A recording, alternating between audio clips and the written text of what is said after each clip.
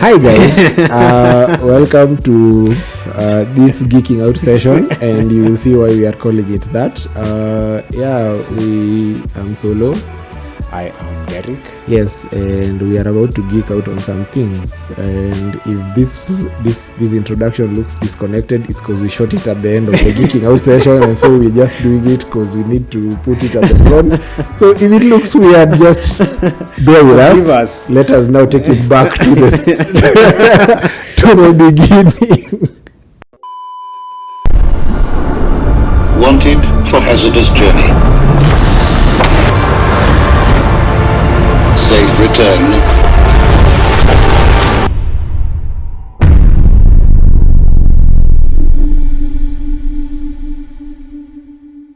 These guys are going nuts. I'm telling you, I think in a couple of years, Apple will own like some of the world's most valuable. You know, they'll be in spaces that are very niche, because this is kind of niche as well. Sports, because it's not just sports, even army. Because think about it, like let's even just pick like the US Army. When you think about the like Team SEAL 6, right? SEAL Team 6. SEAL Team 6, I think, is trained in Navy.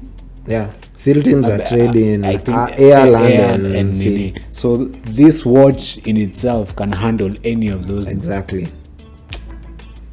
Well, okay. These guys are going nuts.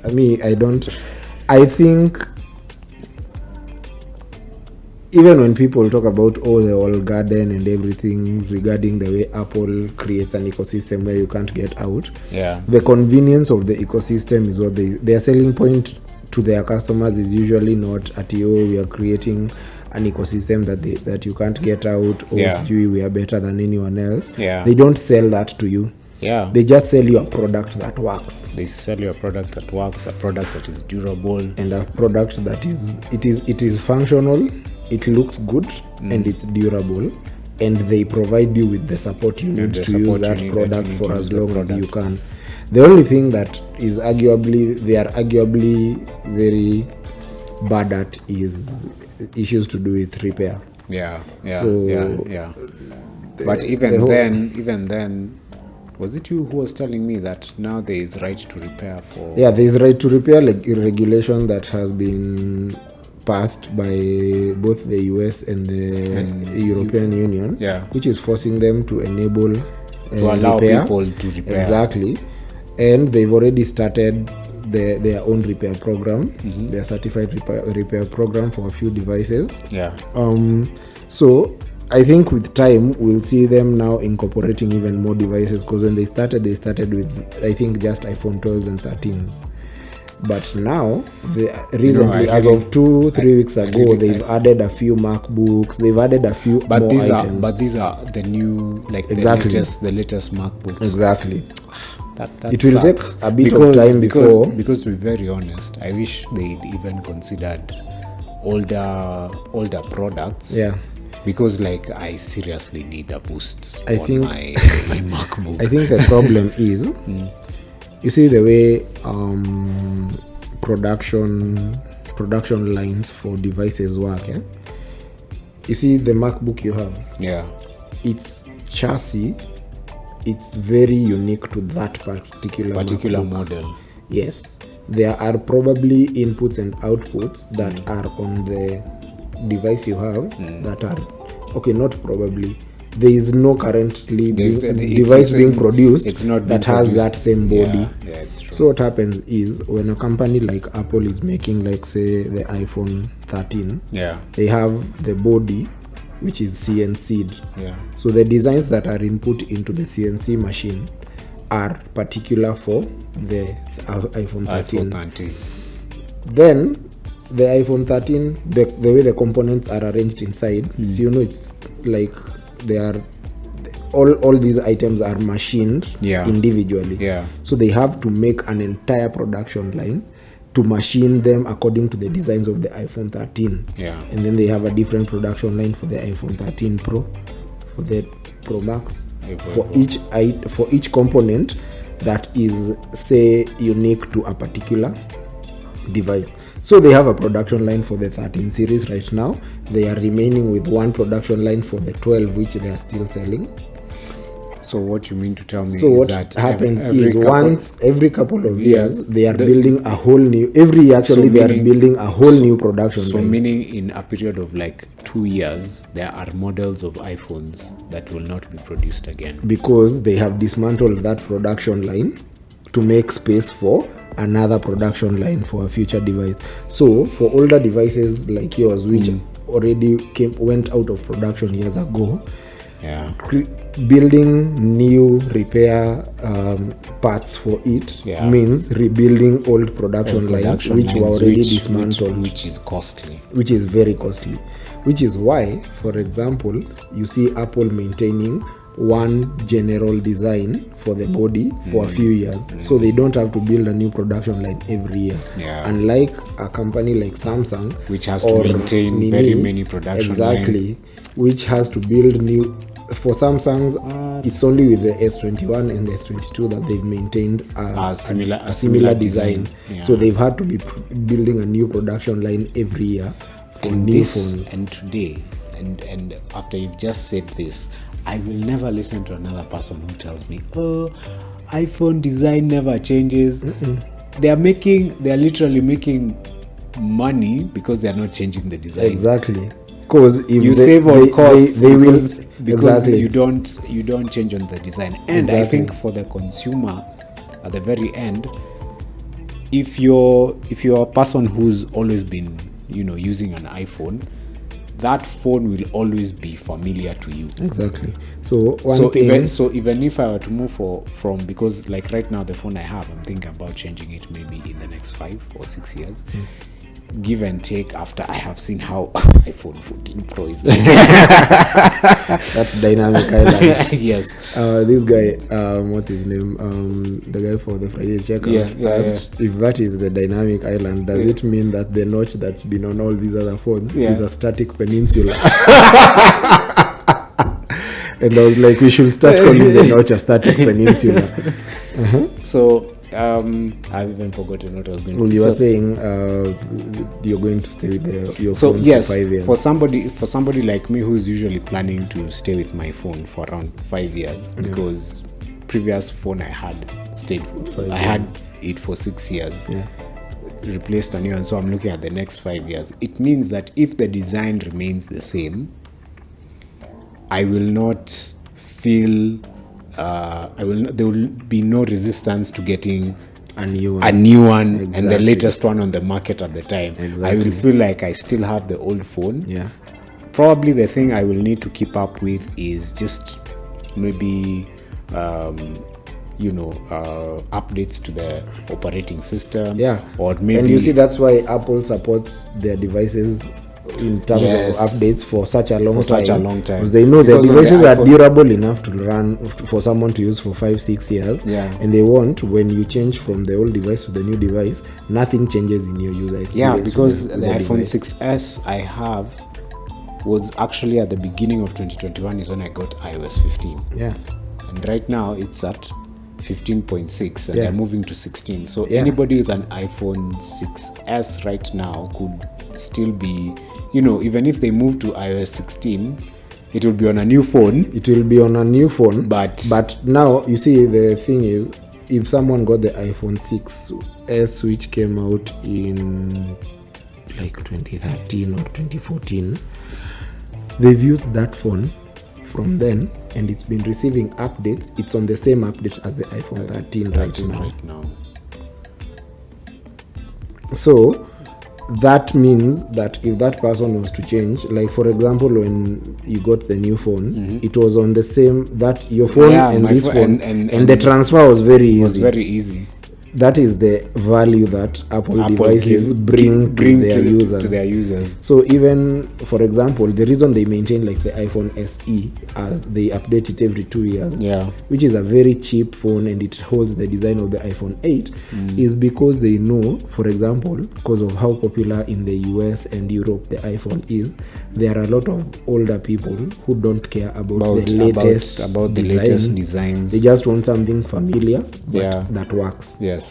So if this person was on an iPhone 8 or an iPhone 6 and their child realizes that this phone is getting quite old for my dad or my mom, they can always update it for them to the iPhone SE. Exactly. This person is being updated to the latest phone, like a 2022 phone, but it feels very familiar to them. They will not struggle with where is, if I want to do a BCD, where is it? Yeah.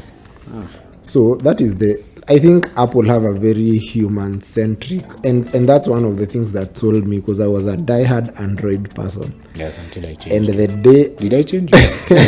Well, you pushed quite a bit. And but the day I got... But I think also the time I was pushing you was just on the basis of... because for me, the iPhone has been... Because I've had the 4... Yeah, you on 4, you on 5, and then I got the 6, and then I jumped to 11. So the 4, the 5, the 6, one of the things that really sold me was just the camera, and because I enjoy photography, I was just looking at moving from the 4 to the 5 to the 6, and I stayed with the 6 for a really long time, but working with the camera was so easy. Making films was very easy. Yeah. Unlike, I had the Samsung S8 for a while. I'm not saying the camera was bad, but it was a very difficult phone to do photography on because it had this manual mode. But then there are so many settings, you don't even know what to start with. You feel like you're using a professional camera. Yes. But it's a professional camera that doesn't work. Exactly. But so you're saying the camera is bad? No, it's not bad, because I have images from the S8 which are really good. Yeah. But there are features on the S8 which just make it very too complicated to enjoy photography. Exactly. And that's one thing that I like about iPhones. And this is not something that so many people see or notice, but a lot of Android phones, even some of the highest end Samsungs, the S22s and the S21s, have something called shutter lag. Yes. So when you press the shutter, it takes a bit of time before it takes that shot. Yes. iPhones and Google Pixels don't have shutter lag. Or rather, Google, I don't know about the Pixel 6. It's had a lot of bugs. Yeah. But an iPhone is a phone that you will see something, take out your phone, take a quick picture, and put back in your pocket, and you can be almost 100% assured I got the that shot. photo you got the shot. You don't even need to confirm. Yeah. The problem is, you take a Samsung out and take a photo and put it back, you will have a photo of the outside bit of your pocket as it goes in, so it will just be some light on one end and darkness on the other end of the photo, because that's when the shutter actually went off. That's very, very possible. Yeah. So the way they've tuned the phone to give you exactly what you need when you need it. Crash detection works with it tells you, like, if it detects a crash, it gives you the notification on the screen, tells you we detect that you've been in a crash. Swipe to ignore. You can ignore if you don't want it to send, but it will wait for a certain period of time, and after which, if you don't respond, it will just automatically call emergency services, call your contacts, and all that, so that they know so and so is at this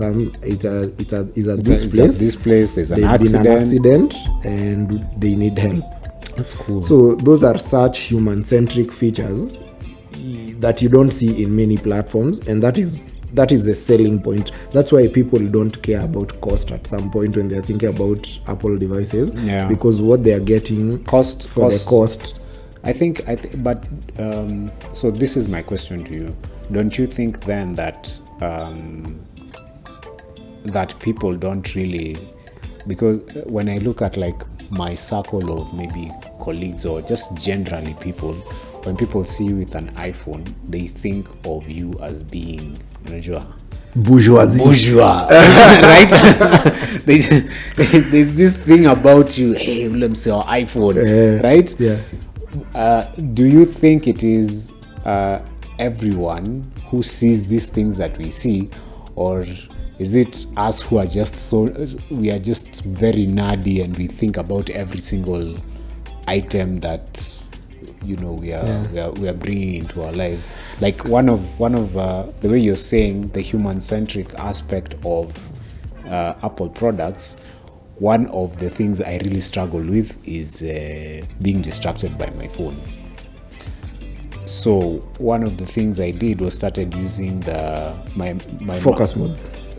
Not focus modes. So okay, there's focus mode, though I don't use it that much. What I do is when I'm working like on a film or editing photos or just illustrating in general, I usually have my phone in maybe the living room, and right next to the living room is my office. So as I'm working in the office, if I have my headphones on, they're connected to Bluetooth. If somebody calls me, the call is on. It appears as a notification on your screen. It doesn't appear as a notification. It appears as a call, and I can pick it. You can decide to pick it or not. I can decide to pick it or not. So even for me, who is very distracted, because if I have my phone as I work, I will pick my phone and go on YouTube or Instagram or something. Yeah. So there is that interconnectivity that enables you to be able to focus. You'll be looking at one device, but and you're not distracted by another device. Exactly. And it is on this device as you're working, it will show up, and you can just ignore it and go on working. Exactly. So and to even take this further, the washing machine we got can there's an app for it, and so when things are cleaning, like today, I was very surprised. I was just working on my illustrations, listening to music, and then the notification for the washing machine came on the laptop. Yo, nguo zimemaliza kunini. Interesting. So you can see, like, pretty soon, I think that interconnectivity tutaanza kuiona everywhere, and I can just call IoT, Internet of Things. Wow. Yeah, and that's what for example, I was seeing what's his name, there's a YouTuber that was showing the way they got LG appliances for their entire home.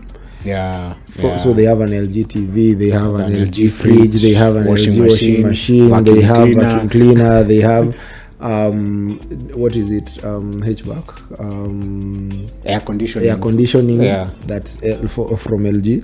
And so they can control everything. Like if they are in the family room watching TV and there's some clothes in the dryer or in the washing machine, the notification for will just pop up on the screen at the corner, and they'll know, I can go and check on that. If they have an oven and there was something baking in the oven, it will just pop up and tell them, it's finished, it's ready, eat.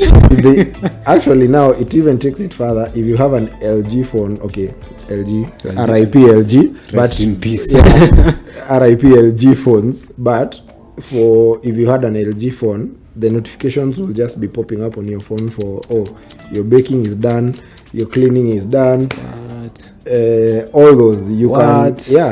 So for those fridges that have a cooling section for the water, and probably it's too cold, you can just tell it to stop cooling the water because you are planning to take water in the next 20 minutes.